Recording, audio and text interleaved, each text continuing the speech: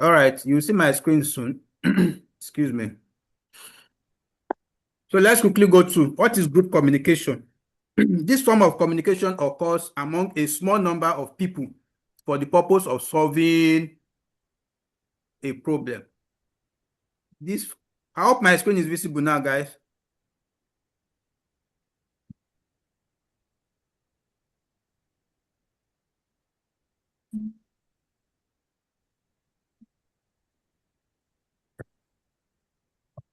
Which form of communication is that? We are on, I think that is Module 2, Unit 4.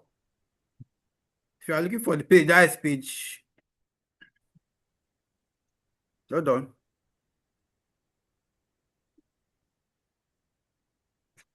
102. Page 102. Is my screen visible? I need to know that first.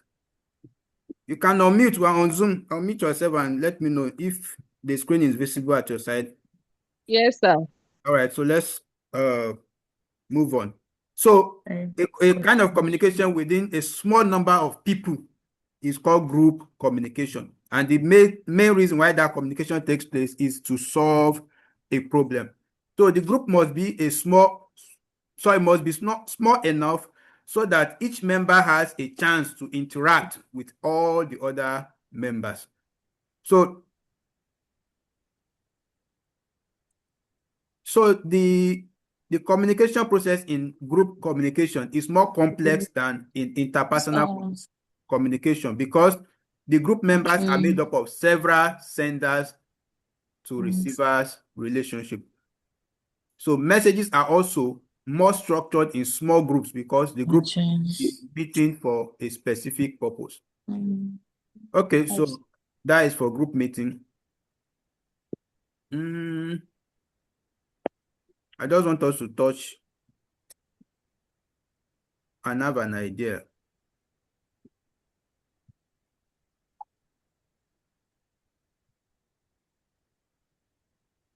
Okay, we have theories in group communication. And let's start with Stephen Littlejohn in 1992. In his book titled Theories of Human Communication. So a question may come out here that who wrote Theories of Human Communication? The book Theories of Human Communication was written by Stephen Littlejohn, 1992. Well, if it's only the name they ask you, not that 1992, Stephen Littlejohn. So what are the models we have? General organizing model. General organizing. According to Barry Collins and Harold, which a task group is confronted with. If you are not okay. I think I know what. So, general organizing model. That's the first one we have under the theories of group communication. Well, there's a man called Barry Collins and another one, Harold Whitesnow. A task group is confronted with two types of problems. The first problem a task group is confronted with is task obstacles, difficulties encountered by the group, such as planning an event or approving a policy. Then the interpersonal obstacles, difficulties encountered between people, making ideas clear to each other. This is not, you see, this thing is something you know.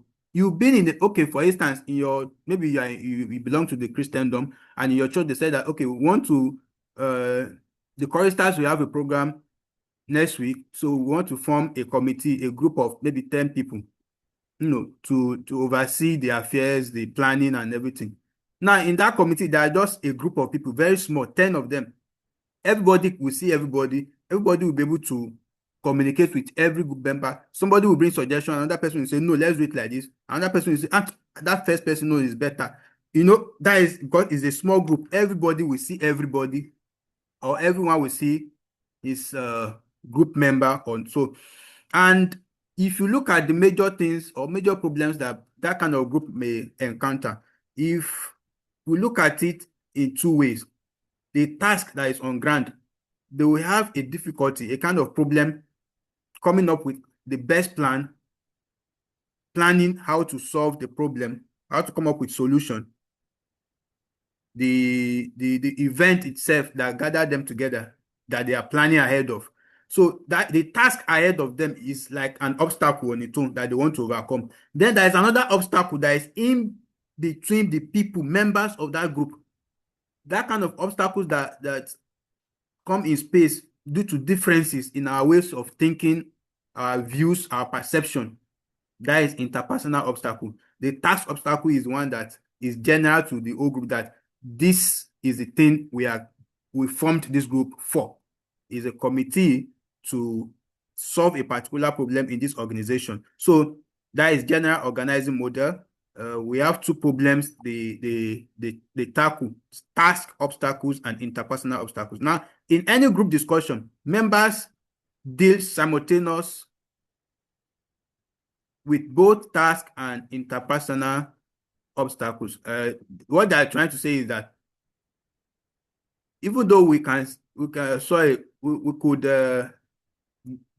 kind of differentiate the type of challenges that a group will face, which is like the task obstacles and the interpersonal obstacles. The two of them cannot be isolated. While you'll be having difficulties in differences in the suggestions that people are giving, the main focus, which is to solve a problem, the task is also in front of. So the two is happening hand in hand, simultaneous at the same time. That's what they're trying to say here. These are not something to cram. It's just that the issue of verbatim is the issue. So assembly effect is when task and interpersonal work is integrated effectively. Group rewards are positive. A successful event is a task reward. The fun involved is planning. It's the interpersonal reward. What are they even writing here? This expression is looking somehow. Or negative. If rewards are negative, the group may find it more difficult next time. So we have in a group, we have two types of rewards from this place. We have the positive reward and the negative reward. The reward is positive when the task which they embark on is successful, and it is negative if it is otherwise. Now, the synergy is the effort expended by the group in solving tasks. When we say synergy, that is a collective effort. Everybody putting in their own effort together as a group. So, and dealing with interpersonal obstacles. So, that is all on the general organizing model. Don't forget, we're talking about the theories of group communication. The first one, general organizing model. Under it, we have two types of problems that this kind of group solve: task obstacles, interpersonal obstacles, and we talked about some things under each of them, that they work simultaneously, both the task and interpersonal obstacles. It happens simultaneously, as in hand at the same time. Then under this place, we talk about the two types of rewards we have for a group. Group reward, we have positive and negative. Now, groupthink theory. Groupthink theory. According to Alvin Janice in 1999, groupthink is a mode of thinking that people engage in when they are deeply involved in a cohesive in-group.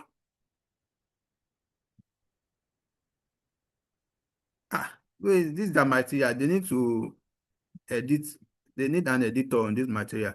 Now, when the members' strivings for unanimity override their motivation to realistically appraise alternative courses of action, the theory has the following features. Groupthink theory. This groupthink theory is not yet clear, but let's see the features. Maybe the features will help us to understand it better.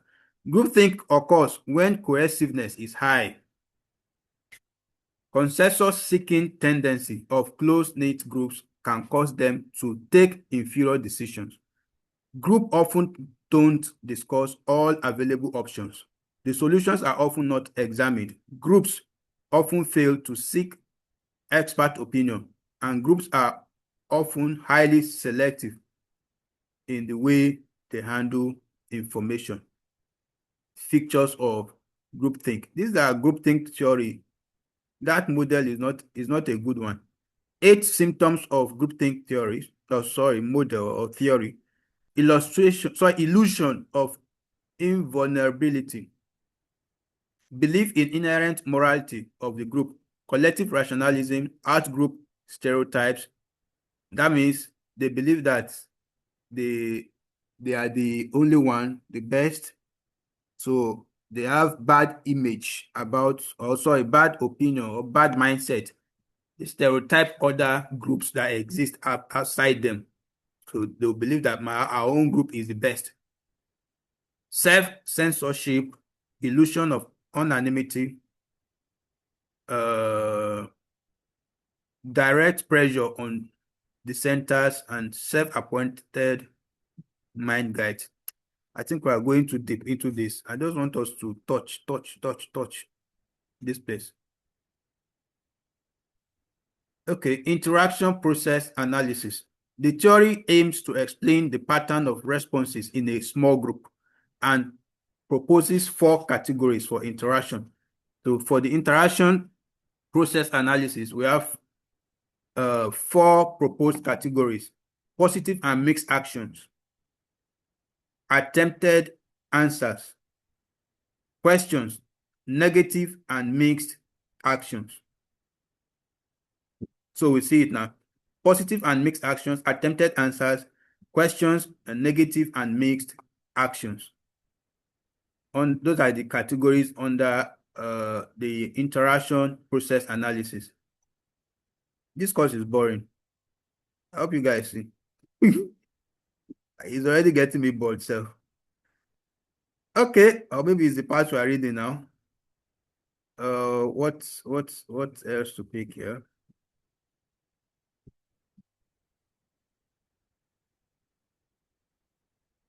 Okay, Zakuf. Let me see if we can go to another. We're jumping a lot. Now, okay, that is enough. That is group communication. And what was said in the group communication is not that much. We talked about the group communication itself, then the theories, like groupthink theory, the interaction. How did they put that one? Interaction process analysis, groupthink theory, and the theory of general organizing model. So those are the 3 theories mentioned under group communication. In case tomorrow they ask you which of the following is not a group communication theory or is not among the group communication theories. We have general organizing model, we have groupthink model or theory, we have the interaction process analysis, all under group communication. Sorry, the group communication theories. Yes. Now let's go to public communication. This one is going to be interesting because you guys can relate. Here, the sender receiver, which is the speaker, sends a message, which is a speech to an audience. This is very close to what we did in MAC111. If you remember, we were talking about communication. Now, the speaker usually delivers a highly structured message using the same channels as in interpersonal or small group communication. The channels here are more exaggerated than in interpersonal communication. The voice is louder and the gestures are more expansive because the audience is bigger. Additionally, visual channels such as slides or the computer program PowerPoint might be used. Opportunity for verbal feedback is limited in most public communication, which means you may not be able to, like the one we are doing on YouTube now, there is no room for verbal feedback. You can only give me text, writing, like non-verbal actions that show that you guys are following and so on and so forth. So that is an example of public communication. And now after that, I think we are done with what we are here to do. Then we can move to the main thing. Okay, I think there is still one more unit in this module. Let's see if there is still one more unit in the module that we should touch. Okay, yes, there is one more, and that is cross-cultural and international communication. Let's just see the difference between the two. That's all we need to know. The difference between the two. Cross-cultural communication when we encounter people from other cultures, we may fail to understand them because of differences in our language, in our values, in our gestures, emotional expression, our norms, rituals, rules, expectations, family background, and life experiences. So cultures also differ in the meaning of slang, even if people think they are speaking the same language. In Ireland, when people say I was pissed, it means I was drunk, not I was mad. Irish people say, where is a crack in the town? Sorry, in this town, to refer to parties and fun, not drugs. So sometimes understanding vocabulary is not enough because what it is known as here may be something else in another place. So that is the meaning of cross-cultural communication. That is a kind of bringing into picture the differences in our culture or in the different types of culture we have. So when you need to communicate in a kind of intercultural communication, you may need to be very careful because of differences in understanding, differences in culture, differences in the way we understand language and the rest of them. Even the same language, English, you can see the different usage in different culture, in different countries. All communication is cultural. This statement is very important. All communication is cultural. It draws on ways, and the person that mentioned that was Michel LeBaron. Michel LeBaron says all communication is cultural. It draws on ways we have learned to speak and give non-verbal messages. So that is Michel LeBaron. All communication is cultural. Let's see if we can see something else on this Michel. This same person, cross-cultural communication, according to him, will be okay. Say, okay, in this module, we are going to talk about cross-cultural communication in the following views, or using the following variables. We have 4 of them. So tomorrow, if you are asked that cross-cultural communication could be discussed in the following variables, except anything there that is not time and space, faith and personal responsibility, face and face saving, non-verbal communication, then it is not part of it. So let's see the way they will pick each of them and talk about them. The first, sorry. I think that is all you need to know about that. Cross-cultural communication can be studied using 4 variables: time and space, faith and personal responsibility, face and face saving, and then non-verbal communication. It's very important. When you see things listed like this, you need to check the list very well, because the way they set questions on this is for them to say which of the following is not. So they will remove one, or they will change one. Like this one that is non-verbal, now they may write verbal communication. So you will need to know that it is non-verbal that is in the material. So that one that is verbal communication is wrong. You pick it out. So let's go to international communication. The one we've just done now is cross-cultural. So in this material, they are trying to give you more depth about communication. Like the one we did earlier was talking about group communication. From group communication, they took us to interpersonal communication. And that interpersonal communication, we said there is a difference between, let me just remind us that when we talked about group communication, that one happens within a small number of people that form a group. But interpersonal communication, the group is larger than interpersonal. In like interpersonal communication, maybe in your house, the children are discussing. That is not a group. It's just interpersonal. Maybe you have 2 brothers now. You are the sister. You are discussing with them. You guys are just having interpersonal. That one is not a group communication. What qualifies any gathering to be a group communication is that they are gathered for the main purpose of solving a problem. So the community is having this issue of maybe flood erosion. Let's say erosion. So they decide to form a group of people that are learned in the community that could help come up with the solution to that problem. Any type of communication that takes place in that group that was formed is called group communication. Why? They were raised up to solve a problem in the community. So that is the difference between group and interpersonal. Interpersonal may just be you and your friends just chatting. Maybe you have 5 friends now. You people are there. You are just. It's not like you got that to look for a solution.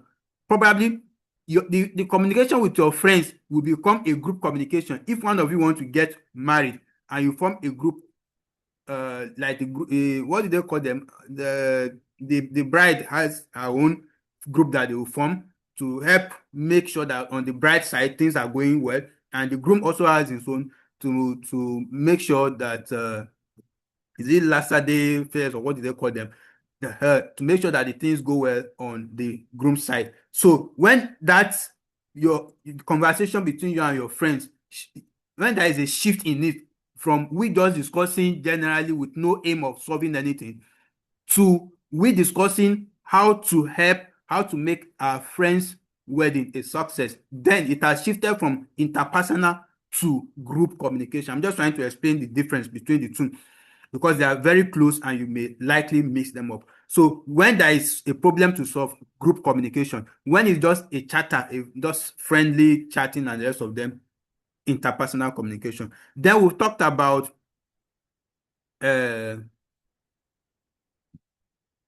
um sorry, cross-cultural and international, where you may also say that the two of them are very close. We've not really talked about international, but we'll read about it now. But we've talked about cross-cultural. Why it may seem very close, we'll be able to draw a line of difference between the two when we read further now. So cross-cultural, why should we separate or demarcate cross-cultural communication from international communication? Doesn't it mean the same thing? Let's see what is the difference by reading. International communication could be defined as the communication between two or more nations or communication across international boundaries. From this definition alone, it is very, very clear. I have a question for you guys in the chat box. Let's try to attempt it. So, from this now, you will know tomorrow if the communication they are talking about is not between two countries, at least two countries, it is not international. Cross-cultural can be within a country.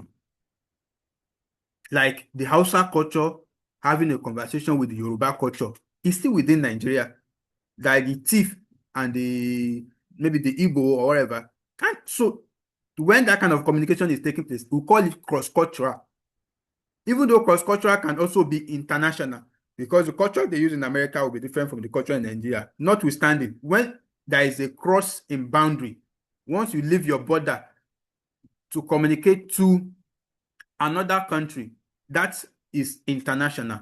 When it's within a sphere, a space, but between different cultures or ethnic groups in that space, is cross-cultural. They are just trying to help you see that we have differences in the modes of communication we have. So I think we understand now. The one they usually ask is international communication. That question came out last semester. That the communication between two nations, two or more nations, is called that. That's international communication. So it enhances the job of diplomats who may use it as a tool of diplomacy. That is international communication. The international communication scene in the last 35 years has been characterized by divisions, especially as it concerns the flow of world news and information. Or normally, when you will go to the international settings, you know that most of the things you'll be hearing about should be news of events around the world and if we have war ongoing. Now, the information-rich nations are usually regarded as the developed Western capitalist nation. Please, that statement is very important. The information-rich nations the nations that have information a lot, they are regarded as developed Western capitalist nation. Developed Western capitalist nation. That is what we call them. Okay, so that is the difference between cross-cultural and international. So I want to see if I just want you guys to have ideas. We're not going to read all this. We don't have time to be reading now. You need general knowledge. That is what you need now. So use your general knowledge to pick it tomorrow. Now we'll go to module 3, media of communication. We have the print media. It's like you've done, just let me unmute people now. You've done this in one of your courses. I don't know, maybe it's MAC117 or so. So I don't think this one is, but let's see what this material has to offer for it. So Grace, I want to unmute Grace now. Grace, you'll be taking mode 1 and 2. You see the way I took it. No long reading, look for definition and get out. Look for definition and get out. Is Grace still here with us? So good evening, sir. Yes, I'll be scrolling it down for you here, so you take it. So let me just go to where you start from and just give us what is. This is not something you should cram. You already know print media from one of your materials, if I'm right. So, but we have a short story here. How the print media. Okay. All right. Quickly. I believe it's on your screen. Okay. Yes, sir. So the print revolution, the advent of printing is the key to our modern consciousness. Argued by Marshall McLuhan, printing was so important because it allowed mass communication. The Chinese were using wooden block presses as early communication.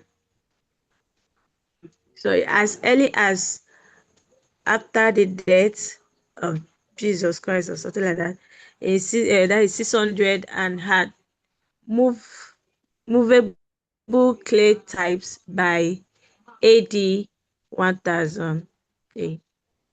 A simple movable metal type was even in use in Korea in the 13th century. This existed before. All right, just leave that. Leave all those stories. Sorry for cutting you. Leave all those stories. Leave them. We are not interested. So let's start from. This is what you do now. Start from here. Okay. The first book printed was the whole book of Psalms. Wow. Okay. Sometimes referred to as the base Psalm book, published in 1644. That is 1644. You guys should note that. Note that the first book printed was the whole book of Psalms in 1644. Is a vital information for your exam. Yes, continue. Okay. Publishing then required the permission of the colonial government before it could be done.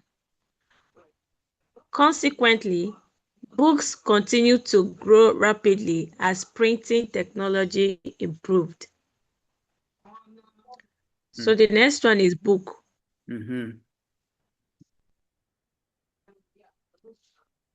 Development of books. Development of books started with the intervention of writing. Over 5,000 years ago, alphabets were developed independently in several places around the world. Ideogrammatic picture-based alphabets appear in Egypt as Hieroglyphics. Is it Hector? Hieroglyphics? Hieroglyphics. Don't worry. Move on. Sumerian as, I don't know, an urban Uniform. China. Uniform. All right, let's move on. I think all these ones were the entire stories again. I want just to know Yes. the idea of book, where it started from, and then that is all we want to pick there. Okay, so end it with this place. End it with this place. Face to face. Where, sir? Yes, I've highlighted it. Okay. Africa and Asian, that is Sumerians. Sumerian, so is it Uniform. Sonifium? Uniform. Slowly expanded. Okay. They slowly expanded using symbols to represent sound rather than objects and ideas. Around 80,000, that is before Christ, these were the first elements of syllabic alphabet, an alphabet employing sequences of vowels and consonants, that is vowels.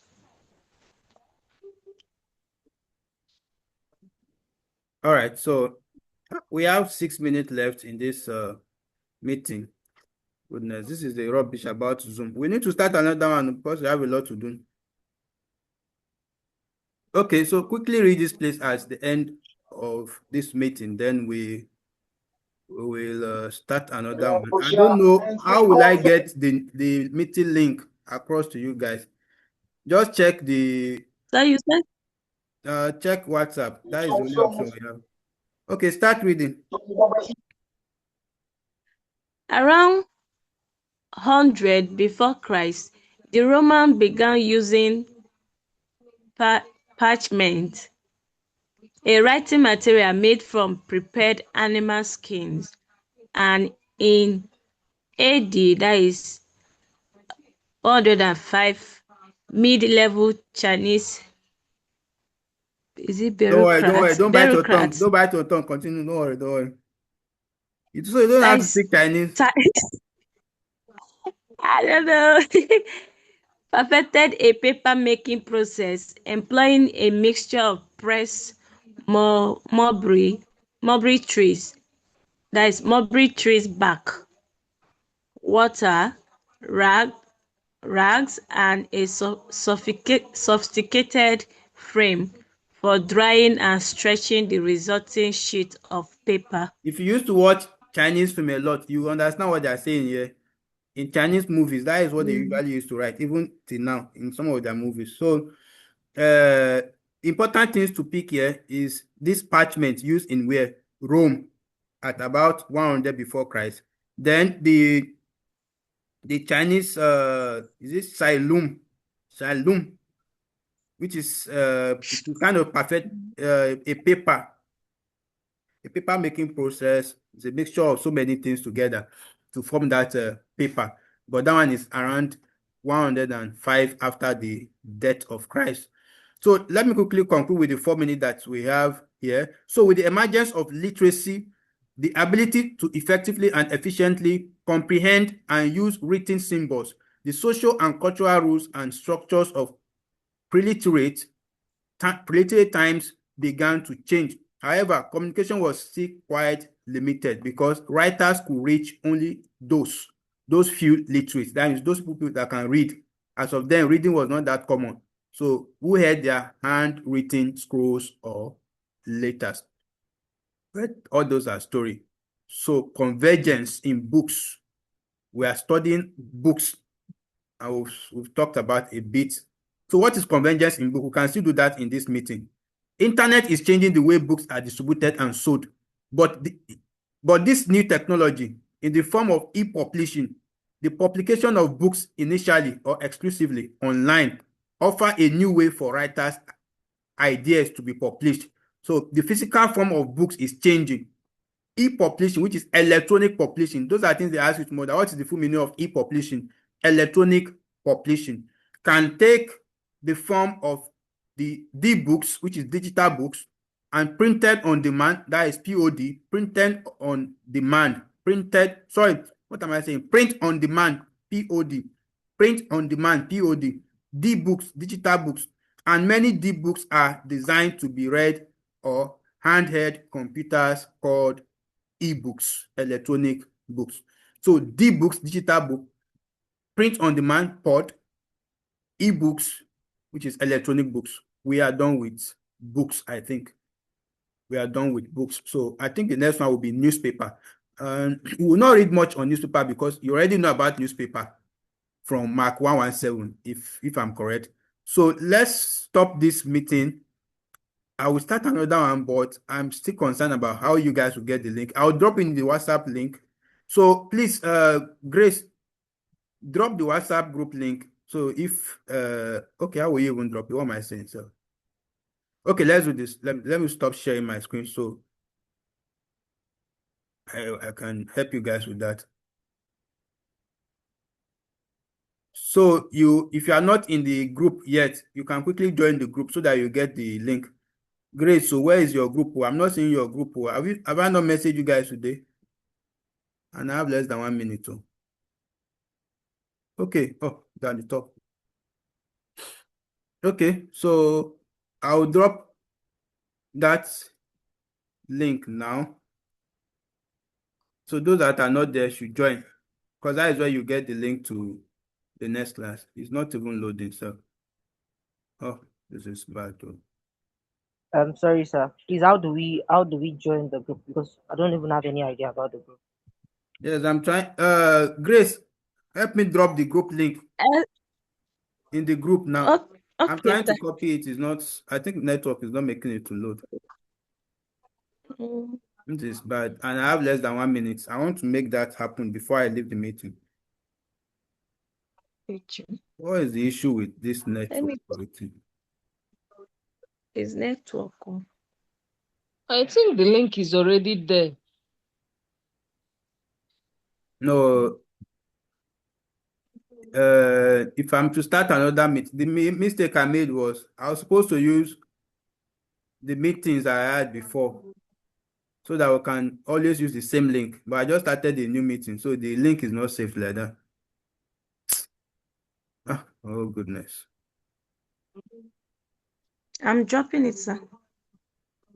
Okay, I even copied it. I just paid down that I will be able to drop it before this meeting ends because we don't have time anymore. Okay, I'll drop it. You can quickly click on it like that if you are not in the group. So I'll create another meeting now and we can join.